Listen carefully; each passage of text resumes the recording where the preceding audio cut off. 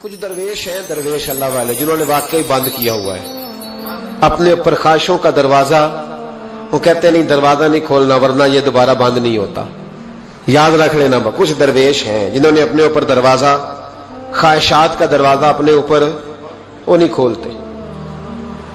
ایک سلطان یحییٰ نام کا بادشاہ گزرا ہے، عرب کے کچھ حصوں کا حکمران تھا، تو اس کو بڑا شوق تھا لوگوں کو بانٹنے کا. دو قسم کے لوگ ہوتے ہیں نا، کچھ کو جمع کرنے کا شوق ہوتا ہے، کچھ کو شوق ہوتا ہے کوئی روٹی کھا لے. حضرت ابراہیم علیہ السلام بغیر مہمان کے کھانا، کچھ ایسے بھی ہوتے ہیں جن کے گھر بندہ چلا جائے تو پتیلی پہ ڈھکنا دے لیتے ہیں. اپنا اپنا فرق ہے نا جی، ہر آدمی کا اپنا اپنا ذوق ہے. منت کرتے ہیں کسی کی. مجھے بڑی بات پسند ہے شیخ سعدی کی، قرضے لے لے کے مہمان نوازی کرتے تھے. ایک دن سارے مقروض کٹھے ہو گئے، کہنے لگے بابے پیسے دے.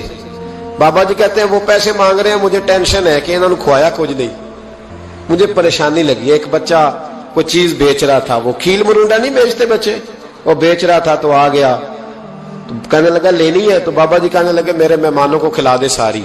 بچہ بھی راضی ہو گیا کہ سارا اکٹھا ہی گاہک مل گیا. تو سارا جب کھلا دیا کہنے لگا پیسے. تو شیخ سعدی فرمانے لگے تو بھی بیٹھ جا، یہ سارے پیسے لینے آئے ہوئے ہیں، بیٹھ جا، ان کے پیسے انہیں ملیں گے تو تجھے بھی. تو بچہ رو پڑا، رویا، کہنے لگا میں تو یتیم ہوں، 4 بہنیں چھوڑ کے آیا، اماں کی دوائی بھی لے کے جانی، مجھے تو پیسے چاہیے. بچہ رویا تو شیخ سعدی کا ایک مرید آیا، اس نے لا کے نظر پیش کی، کہ حضور یہ نذرانہ ہے. 400 دینار لایا. تو حضرت سعدی نے سب کو دیے، بچے کو بھی دیے. سب لوگ چلے گئے. تو ان قرض لینے والوں میں سے ایک بندہ سمجھدار تھا، حضرت سعدی کے پاس آ کے کہنے لگا بابا سمجھ نہیں آئی، ہم برسوں سے لینے آ رہے تھے، مل نہیں رہے تھے، کتنے مہینوں سے مانگ رہے ہیں نہیں مل رہے تھے، آج فٹافٹ مل گئے. تو شیخ سعدی بزرگ تھے نا، تو بزرگوں والی بات کر گئے. کہنے لگے تم میں رونے والا کوئی نہیں تھا نا، پوری مجلس میں ایک بھی رونے والا ہو تو سب کا کام بن جاتا ہے.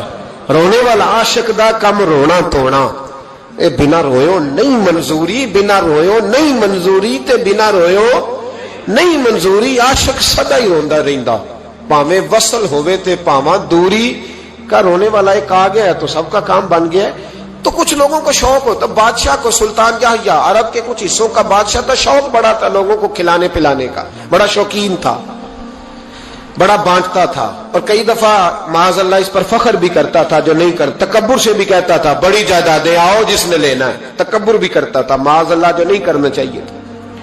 ایک دن جامع مسجد کے باہر کھڑے ہو کے نا بانٹنے لگا. کوئی فقیر آیا تو ایک مٹھی بھر کے اشرفیاں دے دی، کسی کو سونا دے دیا، کسی کو چاندی دے دی. ایک درویش بابا جی کونے میں بیٹھے ہوئے، اسی کسی دے کچھ بھی نہیں لگ دے، کوئی ضرورت نہیں، کونے میں بیٹھے. آپ یقین کریں، آپ تھوڑا سا رخ ادھر کریں، دنیا پیچھے پیچھے ہو جاتی ہے. اگر آپ پیچھے بھاگیں گے تو آگے دوڑ کے بھاگیں گے. یہ مزاج ہے قوم کا، کسی کا حال پوچھ لیں وہ بگڑ جاتا ہے، کہتا ہے مجھ سے کوئی کام ہوگا تبھی تو پوچھا ہے. اور آپ چپ کر جائیں، خاموش ہو جائے، یہ بھی بڑی مصیبت ہے. کہ پیار کر لیں تو اس کا بھی نقصان دیکھنے میں آتا ہے. کہتے ہیں پتہ نہیں میرے اندر کیا لالچ ہے، کیا خوبی ہے جس وجہ سے مجھ سے اتنی محبت ہو رہی ہے. وہ بابا جی کونے میں توجہ ہی نہیں کی. جب توجہ نہ کی تو سلطان کی توجہ خود بخود ہو گئی. سلطان یحییٰ کہنے لگے بابا کوئی قابل توجہ آدمی ہے، سب لوگ لائنوں میں لگے ہوئے بھاگ رہے ہیں، بادشاہ آیا ہے. یہاں تو شادی پہ کھانا کھل جائے تو بڑے بڑے امیروں کا پتہ چل جاتا ہے کہ بننے کیا لگا ہے. کہتے پتہ نہیں دوبارہ چھوٹے گوشت کی ٹرے آئے گی کہ نہیں آئے گی. اور اتنا سارا رکھ لیتے ہیں کہ علمان والا فیس. بڑے بڑے امیروں کے پول کھل جاتے ہیں، پتہ چلتا ہے کتنے تگڑے امیر ہیں. تو جب اس نے کہا شرفیاں، سونے، ہیرے، جواہرات، تو جو نہیں تھے فقیر وہ بھی لائنوں میں لگ گئے.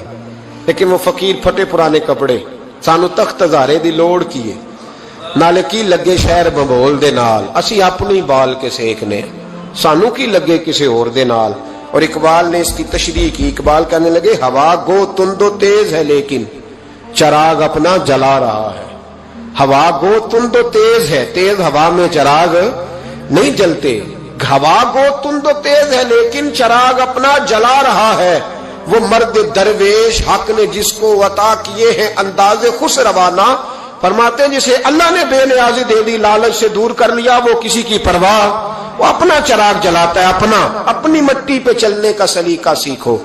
سنگ مرمر پہ چلو گے تو پھسل جاؤ گے، وہ بابا بیٹھا ہے تو بادشاہ کہنے لگا اسے بھی بلاؤ. بابے کو بلایا, کہنے لگا تجھے کچھ نہیں چاہیے؟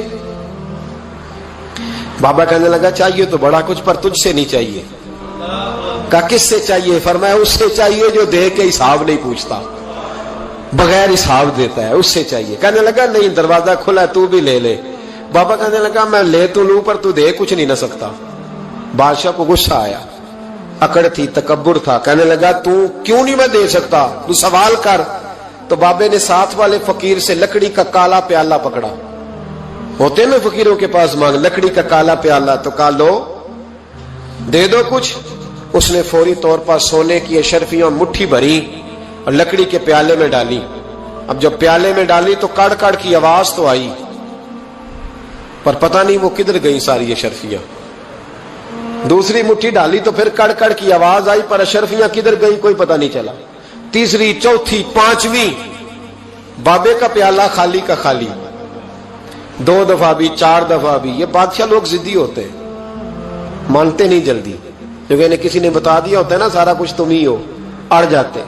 ہاں جو جس منصب پہ بھی بادشاہ ہوتا ہے اڑ جاتا ہے. اس نے کہا میں بھی ضدی ہوں, پیالہ بھر کے چھوڑنا ہے. ایک بوری منگا لی, دوسری منگا لی, تیسری منگا لی. بابا خوش ہے, مطمئن ہے, چلو ڈالو, تم نے کہا تھا ملیں گی. اب وہ مٹھی ڈالتا, کبھی اشرفیاں, کبھی ہیرے, کبھی چاندی, پر پتہ نہیں کدھر جاتی. بالآخر آہستہ آہستہ بیک ہونے لگ گیا. وزیر کہنے لگا بادشاہ پیچھے سے بوریاں ختم ہو گئی ہیں, اب نئی منگانے لگیں گی, پیچھے کوئی چیز بھی نہیں, ختم ہو گیا سارا کچھ. انسان کسی کو کیا دے سکتا ہے؟ کیا ہاں وہ انسان بڑا نوازتے ہیں جن کے پاس خزانے بھی اللہ کے دیے ہوئے ہوتے ہیں, وہ نوازتے ہیں لوگوں, وہ نوازتے. کہا تو کیا دے سکتا ہے؟ بادشاہ جب تنگ آ گیا نا بادشاہ, تو گھوڑے سے نیچے اتر آیا اور بابے کے پیروں میں بیٹھ کے کہنے لگا بابا یہ پیالہ ہے کس بلا کا نام, نیچے کون سا کنواں ہے کہ جو کنواں جو نیچے گراتا ہی جاتا ہے اور جو بھرتا ہی نہیں ہے. تو اب بادشاہ کا ہاتھ رکا تو بابے نے پیالہ چھوڑ دیا اور بڑا قیمتی لفظ کہا. بابا کہنے لگا بادشاہ یہ انسانی خواہشات کا پیالہ ہے, یہ انسان کی خواہشوں کا پیالہ ہے, یہ لالچ کا پیالہ ہے, یہ کبھی بھر سکتا. انسان کبھی کہتا ہے یا اللہ اپنا مکان دے دے بڑا راضی ہوں, اسے اپنا مل جاتا ہے, پھر کہتا ہے نہیں سوسائٹی میں ہونا چاہیے. پھر سوسائٹی میں اللہ دیتا ہے تو کہتا ہے 5 مرلے کا چھوٹا ہے. اس کے نفس کا پیالہ کبھی بھرتا. نبی پاک علیہ السلام نے فرمایا تھا اس خواہش کے پیچھے نہ لگنا جو تمہیں نئی خواہش میں ڈال دے. کوئی نہیں سمجھ آئی بات کیا, بڑی بات کر دی حضور نے ایک جملے. مسند امام احمد بن حنبل میں حدیث ہے, فرمایا اس خواہش کے پیچھے نہ لگنا جو تمہیں ایک نئی خواہش میں ڈال دے, اس کے پیچھے نہ لگنا. اور فرمایا اس خواہش کے پیچھے نہ لگنا جو تمہیں بے جا خواہشوں کے پیچھے لگا دے. لوگوں کے للے تللے, پریشانیاں, آزمائشیں, لالچ, ہوس, وہ پریشانی وہ اتنی اوڑھ لی ہے لوگوں نے کہ دلوں سے تقوی, روحانیت, عبادت, درد, ذوق, شوق ختم ہو گیا. دنیا ہی دنیا بچی ہے, دولت ہی دولت بچی ہے, باقی ہر چیز کو نفس کا سانپ ڈس گیا. محدث ابن جوزی رحمۃ اللہ علیہ فرماتے ہیں میرے شہر کا ایک مالدار شخص تھا تو ایک بڑی ناگن خرید کے لایا. ناگن سونے کا انڈا دیتی تھی ناگن, پر انڈا سونے کا انڈا دیتی تھی. اس کے بال بچوں نے بھی, ایک ہی بیٹا تھا, بیوی تھی, انہوں نے کہا ابا یہ ناگن ہے, اس کا کام دسنا ہے, تو خیال کر. کیا کہا تھا حضرت سلطان بہو نے, کھارے کھو کدی مٹھے نہیں تھیندے, پاویں سہ منا گڑ پائیے تے سپاں دے پت کدی میتھ نہیں تیندے, پاویں چولیاں دودھ پیائیے. اس کی فطرت میں ڈسنا ہے. تو یہ ڈسے گی, بات ختم ہو گئی. کہا نہیں, سونے کا انڈا دیتی ہے. رکھ لیا گھر میں. بکری رکھی ہوئی تھی, پالتو بکری. بکری کو ناگن نے ڈس لیا, بکری تڑپ کے مر گئی. بیوی اور بیٹا کہنے لگے خیال کر, بکری کو ڈس لیا نا اس نے کہا بکری کتنے کی؟ کہا 6 دینار کی. سونے کا انڈا کتنے کا؟ کہا 50,000 دینار کا. تو کہنے لگا چھوڑو, انڈا تو مل رہا ہے نا, اگرچہ ناگن ہے, انڈا تو آ رہا ہے نا. کچھ دنوں کے بعد گھر میں گھوڑا رکھا تھا, گھوڑے کو ڈس لیا, تڑپ کے مرا گھوڑا. اس کو پھر سمجھایا بیوی اور بیٹے نے کہ بس کر دے, یہ ناگن ہے, یہ ڈسے گی. उसने कहा घोड़ा कितने का 20 दिनार का। तो अंडा कितने का? 50,000 दिनार का। तो छोड़ो घोड़ा, मरने तो नया ले आएंगे। अल्लाह अकबर। एक नौकर घर में रखा था जानवरों को चारा डालने को। अचानक उसने चारा जो उठाया तो अंदर वो नागन बैठी थी। उसने हाथ पे डसा, गरीब ने चीखें मारी, चीखें, पर गरीबों की चीखें लोगों को सुनाई नहीं ना देती। गरीबों की चीखें लोग दरवाजे बंद कर लेते हैं। लोगों ने इसलिए काले शीशे लगाए हैं कारों को कि गरीबों की चीखें ना दिखाई दे ना सुनाई दे। नागन ने डसा, चीखने लगा नौकर, लेकिन गरीब का खून भी सस्ता होता है ना। उसका सारा वजूद जहर से फट गया, लेकिन मालिक को तरस न आया। कहने लगा नया मुलाजम आ जाएगा। अब बीवी और बेटे ने पैरों में बैठ के समझाया कि बस कर दे, इसको छोड़ दे कहीं या मार डाल, ये नागन है। उसने कहा पागल हो गए हो, कभी सोने का अंडा देखा है? सोने का अंडा देती है। वक्त गुजरने लगा, चंद महीने सुकून के गुजरे, लोग बात भूल गए। एक दिन सवेरे सवेरे कमरे से मां के रोने की आवाज आई, और जब अम्मा चीखी, खामन दौड़ा तो कहने लगी ले तेरे सोने के अंडे बच गए। और वो देख मेरे बेटे को डस के बिस्तर से उतर गई है। वो देख मेरा इकलौता बेटा। अभी बेटे को उठा के तबीब के पास ले जाने ही लगे थे, वो अपने घर के दरवाजे तक पहुंचा था कि जनाब इजराइल पहले तशरीफ ले आए। अब जब वापस आया, बेटे का जनाजा बड़ा मुश्किल है बाप के लिए उठाना, बड़ा मुश्किल है, बड़ा मुश्किल। रोने लगा, चीखने लगा। एक बेटा वो भी पर्दा कर गया। जनाजा उठा, लोग उसको दफन करने के लिए निकले तो मां ने भी सारा सामान समेटा। मां ने भी वापस आके कहने लगा तू कहां जा रही है? कहने लगी इस वेड़े में, इस सहन में मेरे बेटे की मौत हुई। यहां सोने के अंडे बचे पर मेरा बेटा नहीं बचा। मैंने उस आंगन को क्या करना है जिसमें सोना तो पड़ा हो पर बेटा मां पुकारने वाला हो ही कोई ना।